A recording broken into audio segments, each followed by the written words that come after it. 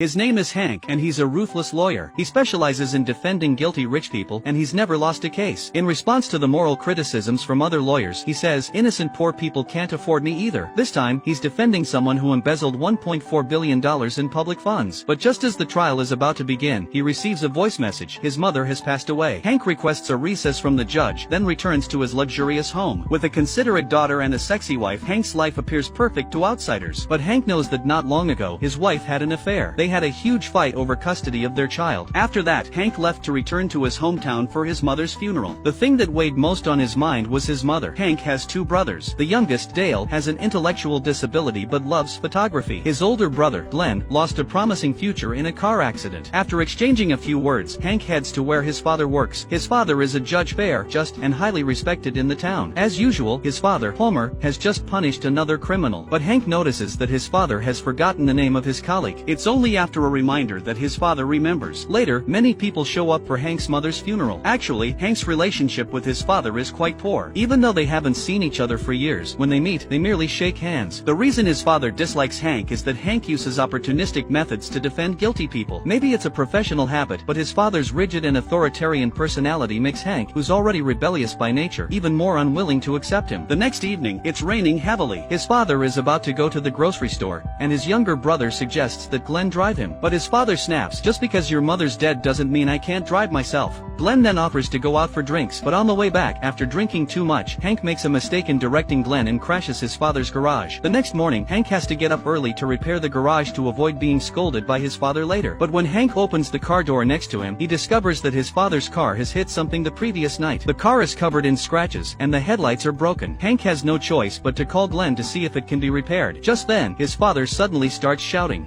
"Which one of you peckerwoods banged up my car?" Used to his father's yelling, Hank tells him, "You were the one driving the car to the grocery store last night." His father then asks Glenn, "Was it your kid driving?" Hank can't take it anymore. After all these years, admitting his mistake still seems so hard. So, Hank retorts to his father. But what Hank didn't expect is that his father, in front of the whole family, uses a mocking tone to say something that makes Hank lose face. "You tell your brothers you're getting a divorce? Go ahead, tell them.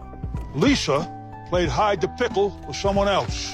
Hank, enraged to the extreme, says some harsh words, even swearing that he would never come back, then steps on the gas and drives off. On the plane, memories from his childhood are vivid in his mind. Back then, he had a good relationship with his father. How did it come to this? His brother calls, and Hank doesn't want to answer, but the phone keeps ringing. Gritting his teeth, Hank answers, only to find out it's about his father. In a fit of anger, he says, "Unless he's killed someone, you handle it yourself." Unfortunately, his angry words come true.